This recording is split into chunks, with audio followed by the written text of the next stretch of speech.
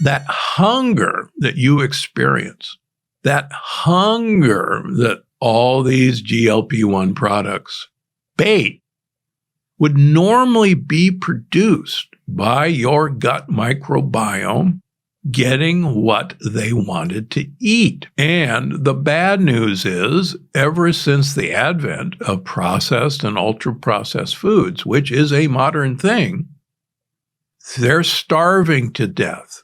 And isn't it interesting that the more ultra-processed foods you eat, the hungrier you get, because they're literally saying, what the heck? I hear you chewing up there, but nothing's coming down the line to me.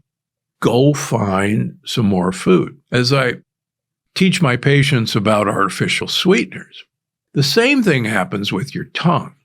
Your tongue doesn't have any sugar receptors. It has sweet receptors. Back in the old days, the only time you tasted something sweet was fruit or honey. That was it.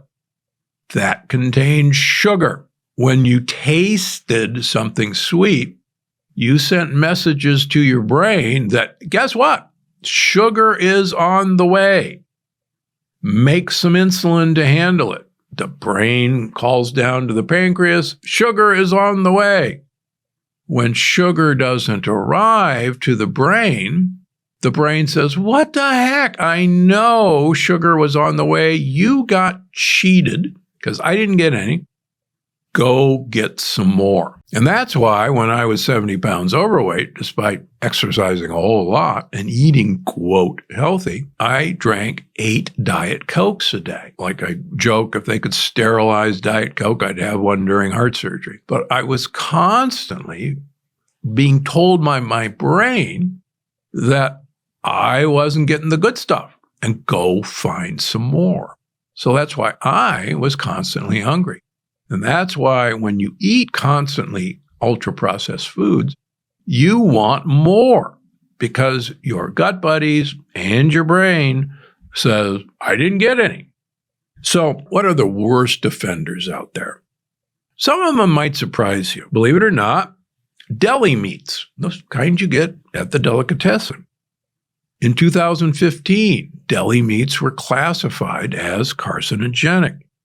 Now, most of them, unfortunately, are made from beef or pork, and these contain that nasty sugar molecule called Nu-5GC. Plus, they have nitrates, they're loaded with sodium, usually a lot of sugar. Now, on the other hand, if you can actually find a traditionally fermented sausage, that's totally different than what you're going to find at the deli counter. In fact, my good friend, James Beard Award-winning chef Jimmy Schmidt, has recently introduced Nu-5GC safely removed beef in forms of ground beef, in brisket, in sausages, and in hot dogs. And I have no relationship economically with this company, but I'm a huge fan of jrranchfoods.com. Fruit juice. Well, fruit juice is an ultra-processed food. I joke that we could take a trip to the San Diego Zoo and look in all the cages and we will not find a juicer. Juicing removes all the prebiotic fiber. Animals eat whole fruit and they eat it whole. A gorilla is not having a fruit smoothie, which has been processed. You have broken down all of the things that your digestion was supposed to do. Just last week, the new pandas were introduced to the National Zoo in Washington, D.C. And they showed this cute panda casually munching on a whole apple. They didn't give the panda a juice sippy cup of apple juice. They wouldn't be that stupid. And yet that's what we do every day with ultra-processed fruit juices or fruit smoothies. Granola bars, they claim to be made with nuts, seeds, etc. But most of them have at least 15 grams of sugar per bar, sometimes up to 44, 50 grams of sugar. That's more sugar than a giant candy bar. Electrolyte drinks, like for instance, some of the Gatorades, have sugar, like 34 grams of sugar in a bottle. You can drink Element instead. Plant-based meat replacements. These are ultra-processed foods. Just look at the label. These have been plant materials that have been broken down and then reassembled. The very definition of ultra-processed. Yet because they look and have the texture of what we like a burger, these are passed off as plant-based and natural.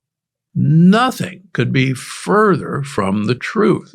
This is an ultimate ultra-processed food. There is a plant-based food that I actually do recommend, certain cuts of a product called Quorn, Quorn, and I have no relationship, uses mycelium, basically mushroom roots, to build meat-based products. And I have my patients on them. They're not vegan because they have a little bit of egg white as a binder, but they really will work well as a not so processed food. Well, what can you do?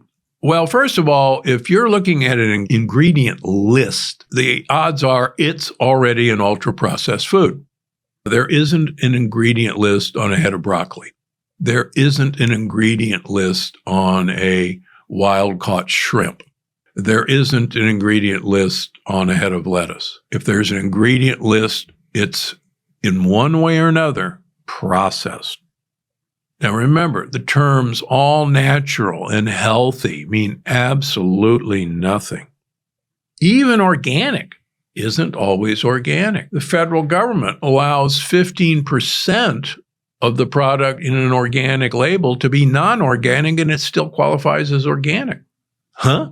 How does that happen? Food companies spend an average of $7.5 billion a year on advertising ultra-processed foods to us. Why do they spend that much money? Guess what? Advertising works. Just ask any pharmaceutical company. Don't be fooled. Finally, researchers at Northwestern University have created a tool for comparing packaged foods in the same category in order to figure out which one is the least amounting processing. For instance, let me just read this off. In the yogurt category, one plain organic yogurt scored a 4 out of 100. Now, while We Petite by Yoplait received a maximally processed score of 100. They're both yogurts. Now, I would stay away from both these yogurts because they have casein A1, but that's a different story. The lowest score wins, the highest score loses. And if you don't like those scores, the Brazilian score, which is available online, really helps you understand what's not processed, what's minimally processed, what's processed, and what's ultra-processed. The farther you stay away from ultra-processed and go back down to what your great-great-grandparents ate, the better off we're all going to be. Think about the ingredients in trail mix. Almost always there's peanuts. If you want a lectin bomb, peanuts are the way to go. Let me tell you a story actually from this week with one of my patients. My patient is very dedicated to the yes and no list of the plant paradox. And he has leaky gut. And we measure leaky gut with blood tests. And I saw him for his 3-month follow-up this week. And he's still got leaky gut. In fact, if anything, it's worse than when we started. And he was incredulous. He says, oh my gosh, I am so religious about this. I can't believe all this work. And I said, okay, I'll tell you what. There's something in your diet that's not right. Let's just review. Is there a typical day of eating? He says, oh yeah, I'm a fanatic about this.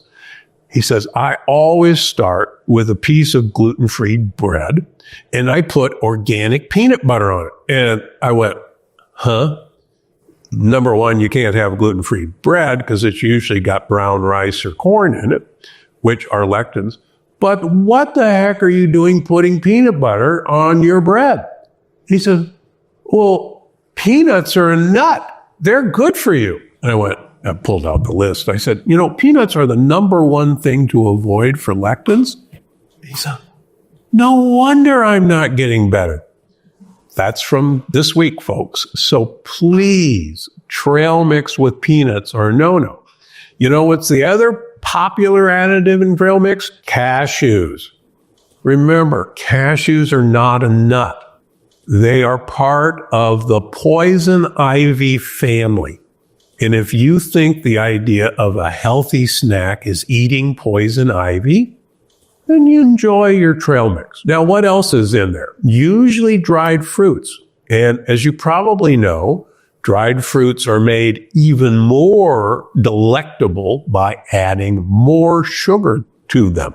So you're taking a sugar bomb, which is a dried fruit, and increasing the sugar content. Finally, there's usually some form of low-quality chocolate.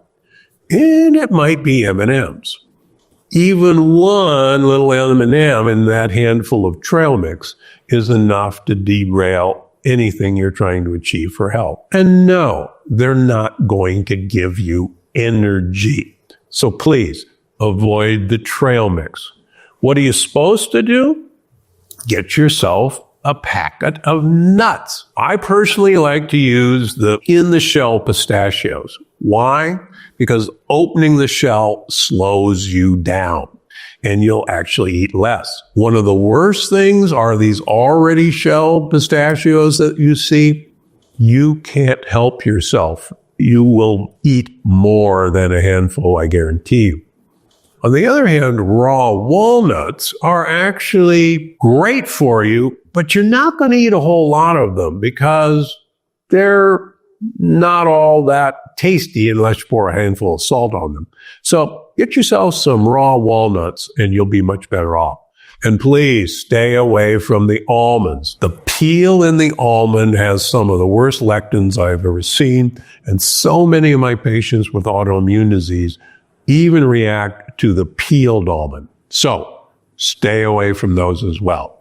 Trail mix, no bueno. Wraps, like spinach wraps and tomato wraps. Now, as you know, a piece of bread has 4 teaspoons of sugar per slice. Yes, do the math, 4 teaspoons of sugar. I actually did the math for a patient last week, and they were shocked that their healthy sandwich had 8 teaspoons of sugar. A lot of people, because of this, said, well, bread isn't very healthy, but a wrap is very healthy.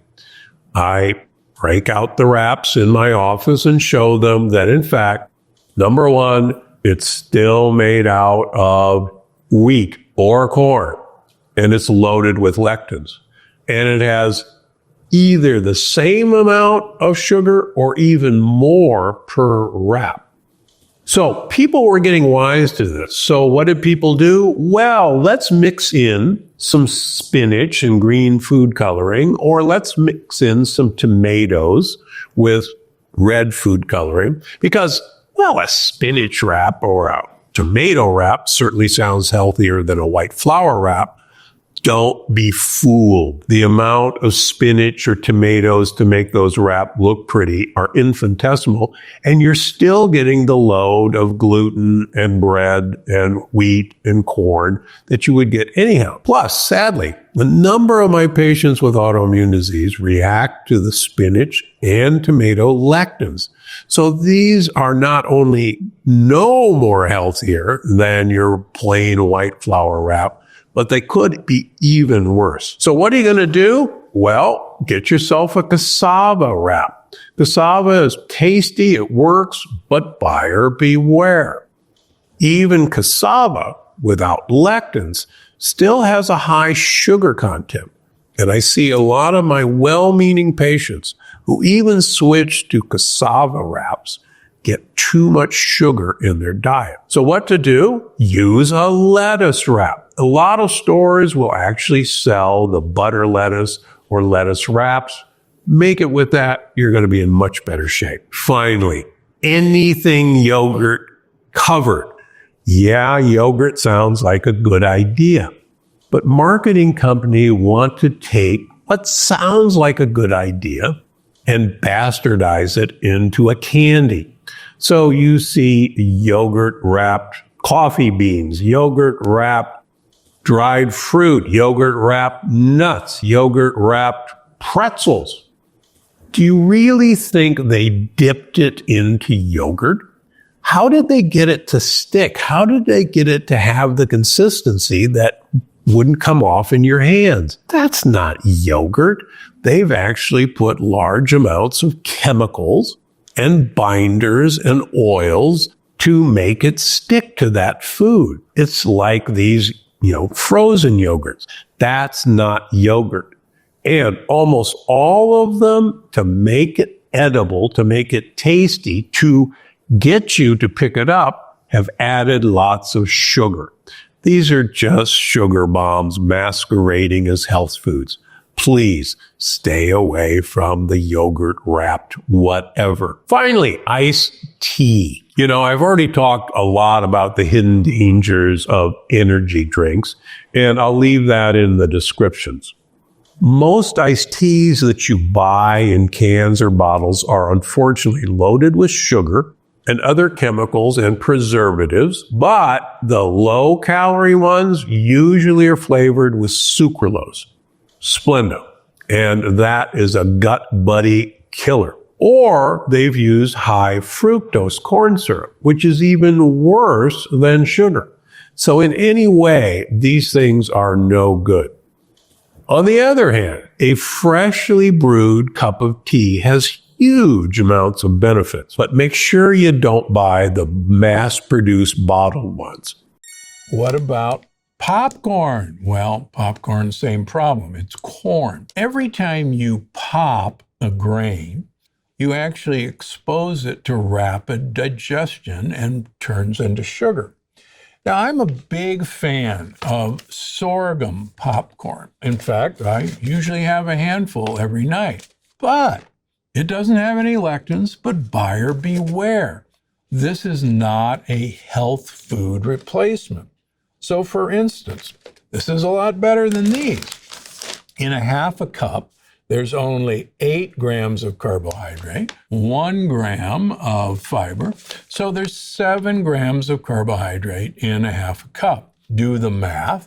There's still about 2 teaspoons of sugar in each half cup. And believe me, a half cup is not a whole lot. Do what I do when I'm using this treat. Pour some olive oil all over it, soak it up with olive oil, and use it as a delivery device to get olive oil into your mouth, which is exactly what my wife and I do. Then it becomes a real health food. Number 4, hummus. Hummus sounds like the greatest food in the whole world. It's made out of chickpeas. It should have some olive oil in it, but hold on. Chickpeas and other beans and legumes are loaded with lectins. And so all that healthy hummus that you see at the store, at the farmer's market, please do yourself a favor, stay away from it. On the other hand, you can get pressure cooked chickpeas in the grocery store. 2 companies make them, one Eden brand, the other Jovial, like a happy person. These have been pressure cooked, so they're perfectly safe. Make your own hummus at home. Why? Use the pressure cooked beans, you've eliminated the lectins, and you'll save a lot of money from what you're going to buy in the store. And you don't even know where those beans have been. This is the way to go. So you can replace your store-bought hummus with something you make at home. Another great option is to make macadamia nut hummus. I've actually got the macadamia hummus recipe right here on my YouTube channel. Check it out. So how about almonds, everybody's favorite snack? The problem with almonds is that the peel of an almond is got a pretty nasty lectin that a number of my patients react to. Now, Marcona almonds or peeled almonds or blanched almonds are safe for most people. But if you have gut issues or a known autoimmune disease, then you should know that a large percentage of my patients react to all the parts of almonds, almond flour, almond milk, even if it comes from blanched and peeled almonds. So buyer beware. Almonds are not your best source of a snack. There's plenty of other great nuts. As you know, my world famous Gundry nut mix combines macadamia nuts, walnuts, pistachios, and pecans, and put all those into a bowl. You can also, for really fun, and you'll find the recipes in my book, bake them with olive oil and some rosemary and other herbs, toss them around on a baking sheet, and it'll really add a new dimension to your nut mix. Lots of options instead of almonds. Push those aside in the grocery store. Now, many people, when they're looking for a snack, go for yogurt, or they go for Greek yogurt. First of all, Greek yogurt, folks, it doesn't come from Greece. It's made from American cows. American cows have a protein that's pretty mischievous called casein A1, and it's an inflammatory protein. Now, casein A2 milk yogurt is starting to become available. Goats and sheep contain casein A2. So if you're going to have yogurts, make sure it's sheep milk yogurt or goat milk yogurt or coconut yogurt, and make sure it's plain, nothing else added.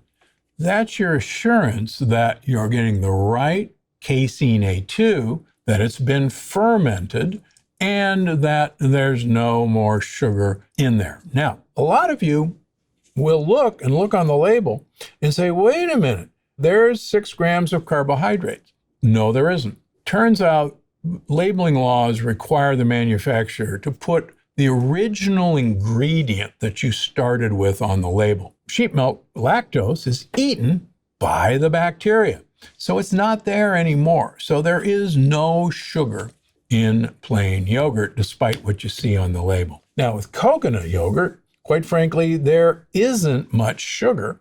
And in this case, there's still 6 grams, but the bugs have eaten all the sugar, the same sort of thing. So perfectly safe to have plain yogurts. There's no sugar left because the bacteria ate it. But a word of warning, don't use flavored yogurts. Avoid the fruit, avoid the vanilla. Whenever you see a flavoring, I guarantee you there will be loads of sugar, or even worse, a sugar substitute that's going to wreak havoc on your gut and your microbiome.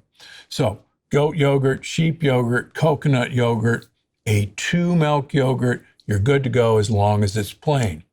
If you want to sweeten it, add allulose, my favorite sweetener of all time, and you'll be fine. Now, there's a traditional snack called ants on a log, and that contains celery, peanut butter, and raisins. Well, celery is pretty good for you in limited amounts, but the peanut butter, a lectin bomb, raisins are pure sugar. So what do? Well, I've made ants on a log with macadamia nut butter. You could do it with pistachio butter. You could do it with walnut butter. For the holidays, put some pomegranate seeds on there, and you've kind of got a cute little Yule log for the holidays. Number 8, this stuff's got to go, folks. Chia seed pudding. It's everywhere. Everybody raves about chia seeds. And there are things to like about chia seeds. They make a gel that does contain a small amount of omega-3 short-chain fatty acids, and that sounds like a good idea. And there are human studies that show we do absorb this short-chain omega-3 fat from chia seeds. But sadly, there are human studies that giving humans, volunteers, chia seeds increases one of the markers of inflammation called C-reactive protein. Not what you want to do. On the other hand, basil seeds, part of the basil family, which is the mint family, are loaded with antioxidants, also loaded with omega-3 fats, make the exact same nice puffy fiber that chia seeds do, but don't add to inflammation. And they're readily available. This is my favorite company, Zen Basil.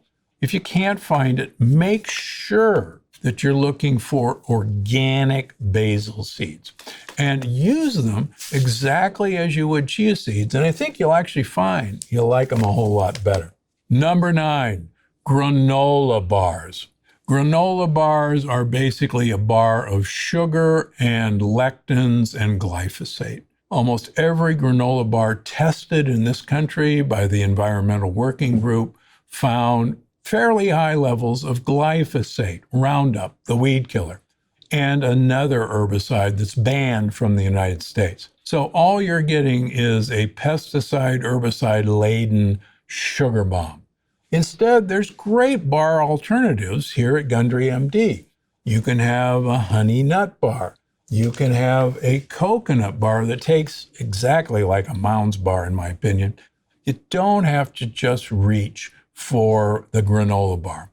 There are also a number of other bars that are in the keto category, which I like and approve, and the list is on my yes list in Unlocking the Keto Code and the Energy Paradox. But be careful with these keto bars. First of all, a lot of them have bad ingredients, like you'll see peanut butter in a lot of them. A lot of them will sneak in Splenda, which is sucralose, as one of the ingredients. So read the ingredients very carefully before saying Dr. Gundry approves of keto bars. There are some good ones out there, but please, even the good ones, read the label because they change almost on a monthly basis what the ingredients are. Finally, everybody's favorite snack, peel a banana and eat it. Here's the problem with bananas. Number 1, when we do food sensitivity testing on our patients, bananas frequently rank really high on foods that people are sensitive to, not allergic to, sensitive to. That means they actually promote inflammation. Number 2, bananas, when they're ripe, the starch in green bananas changes to a rapidly absorbable fructose that will wreak havoc on raising your triglycerides, will increase your mitochondrial damage both in your liver and in your kidneys, and it's not the snack you're looking for. On the other hand, buy your bananas green, peel them, and that should be hard to peel. Throw the peeled bananas in the freezer, thaw one out to use, and eat it like a popsicle.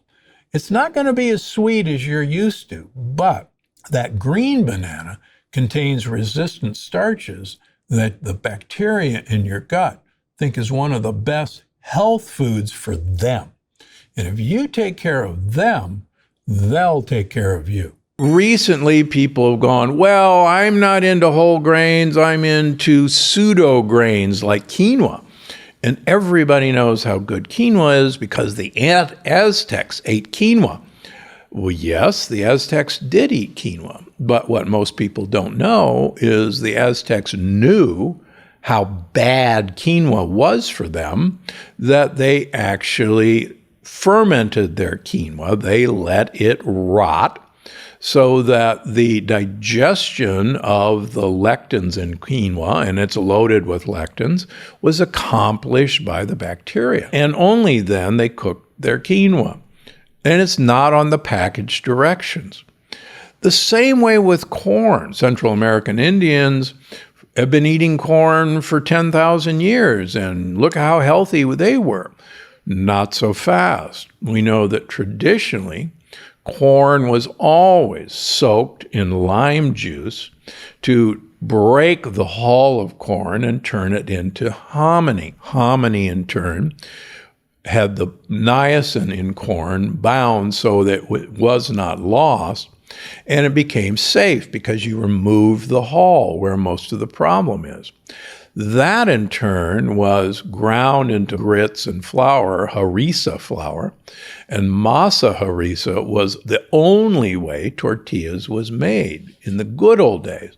Now, unfortunately, Cortez and the other Spaniards did not know this. Columbus did not know this. And so they brought corn back to the old world intact. And as I've talked about before, it grew very well in Upper Italy near Milan, and they changed to a corn culture. And for several generations, they gave birth to mentally retarded children with very small brains. They were called cretins, cretinism. And it was directly related to the corn consumption that had not been treated with lye. In fact, to this day, the eating of corn is banned in France because France abutted Italy, and they saw the dire consequences. And in France, corn is fed to pigs, not to people. So, whole grain goodness is the worst thing for you. Now, there's plenty of healthy alternatives. Sorghum and millet don't have a hull, so you're perfectly safe using sorghum and millet flours, sorghum and millet as an alternative to oatmeal. They're perfectly safe. You can get pop sorghum, which tastes exactly like popcorn. So lots of great ways to get your whole seed goodness without the grains. All right, number 2, artificial sweeteners. The truth is, some of the most popular sugar alternatives out there can be even worse for your health than sugar. Saccharin, aspartame, sucralose, these are poison. You might better know them by their brand names, Sweet and Low, Equal, and Splenda. These all kill gut bacteria. In fact, one Duke study from a number of years ago showed that one packet of Splenda, sucralose, can kill off 50% of your gut bacteria. They actually promote weight gain by fooling your brain that you have actually had sugar. And then when sugar doesn't arrive in your brain goes, wait a minute, I know you tasted sugar. I tasted it. It didn't arrive. You got cheated. Go back and find some more. And when I was a Diet Coke addict, drinking 8 Diet Cokes a day and 70 pounds overweight, I knew that I was constantly hungry. And the more Diet Coke I ate, the fatter I got and the hungrier I got because my brain kept getting fooled. Now, luckily, there's some really good natural alternatives. My favorite, as you probably know, is allulose. Allulose is a true rare sugar, but it has not only no calories, but it has the additional benefit that it is a prebiotic fiber. So it actually feeds good gut bacteria. And there's several studies that show allulose actually lowers your blood sugar. So it's a win-win. Monk fruit is also a very useful sweetener. It's not a prebiotic fiber, but it also will not kill off your gut bacteria. But allulose is a win-win. No calories, feeds friendly bacteria, lowers your blood sugar. And that's why I actually now make allulose at Gundry MD.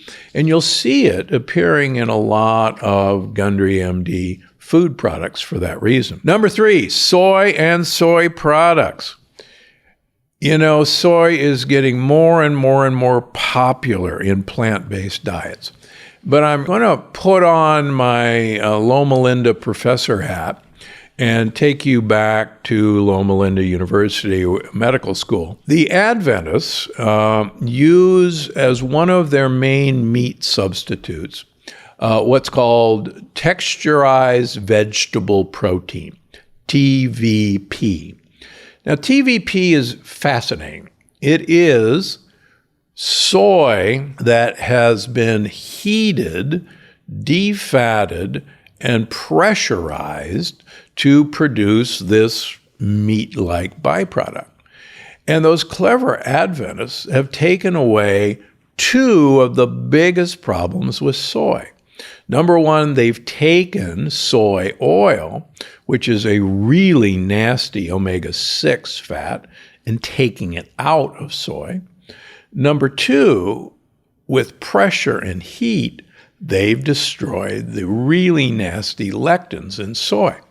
And so TVP is actually a remarkably safe meat alternative, all thanks to the Adventists. The problem is that most soy foods have not had that done.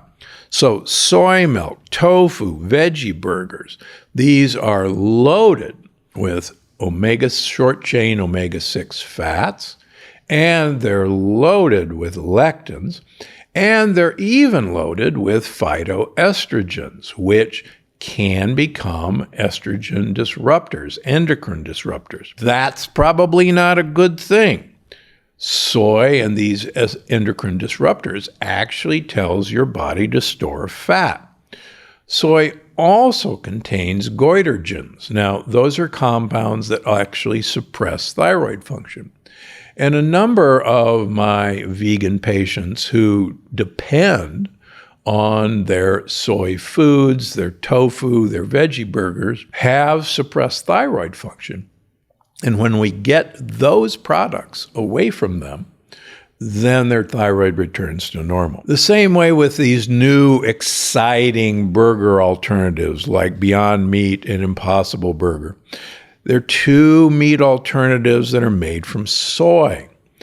So that healthy Impossible Burger you ordered through the drive-thru may be just as bad as the meat burger you were replacing. In fact, in many ways, it may actually be worse for you. So be cautious when approaching soy. Number 4, store-bought salad dressings. Now, you think you're doing yourself a favor by having a salad for lunch. Not so fast.